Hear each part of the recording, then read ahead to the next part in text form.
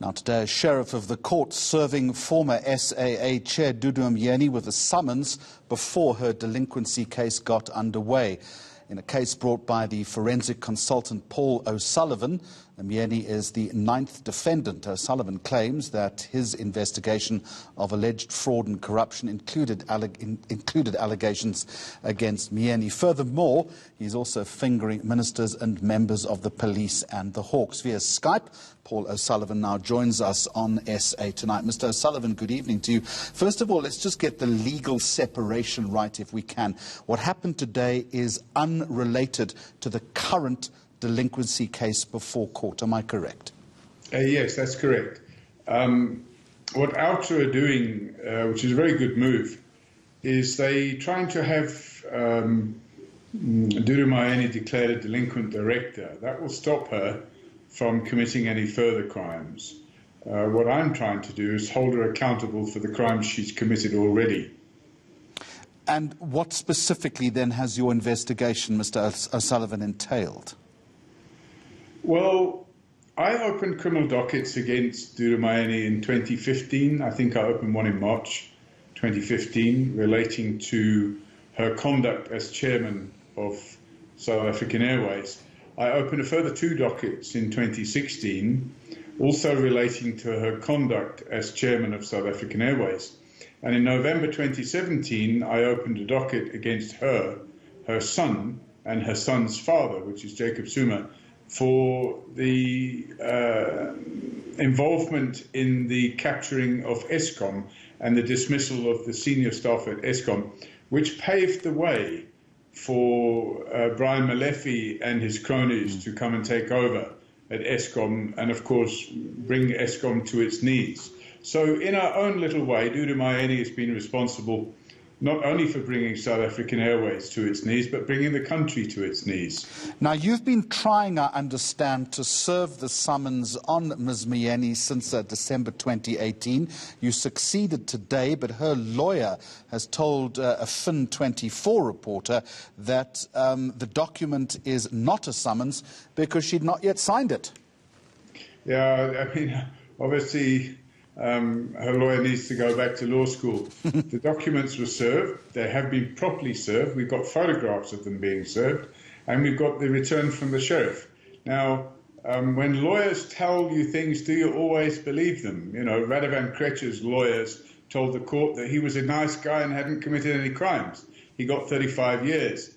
Jackie Celebi's lawyers told the court that he was a nice guy and hadn't committed any crimes, and he got 15 years. So, you know, if you start believing lawyers, I think you're going down a slippery slope. Fair enough. I just wanted to put that on record. I think it was important. So the summons has been served. What then is the next phase?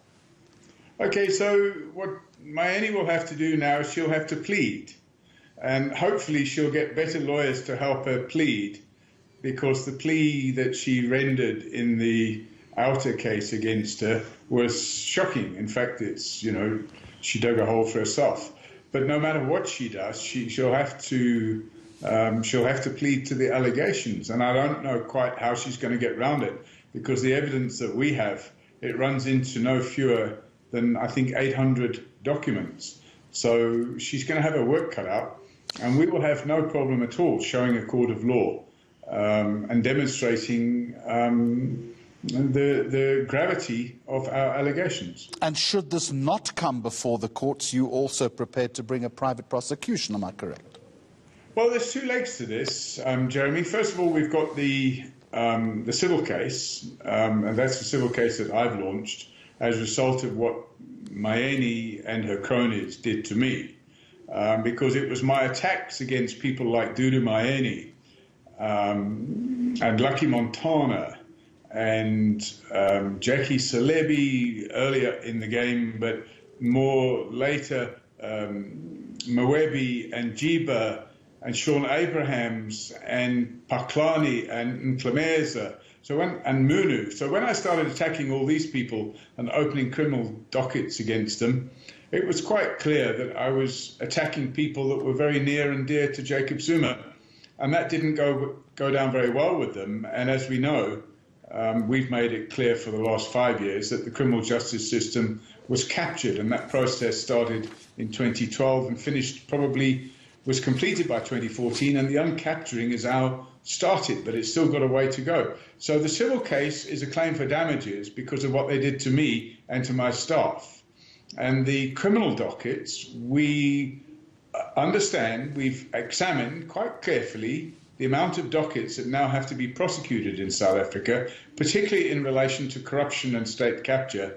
And we did a calculation, I think, a week or two before Christmas, and we worked out that if you had 10 good prosecutorial teams and 10 good investigative teams working on it full time, it would take them about 30 years to prosecute the backlog of cases which are now sitting at the National Prosecuting Authority. So what we're saying is the National Prosecuting Authority need to grab the low-hanging fruit. Instead of prosecuting somebody on 1,000 charges of corruption, pick one charge of fraud or corruption, one simple charge that will work, and put that person away, whoever that person is, put them away for 5 or 10 years. The interests of justice will then have been served. If you try and bag everybody for everything they've done, these cases will drag on for years and the country will never see justice. And I thank you for that, forensic consultant Paul O'Sullivan.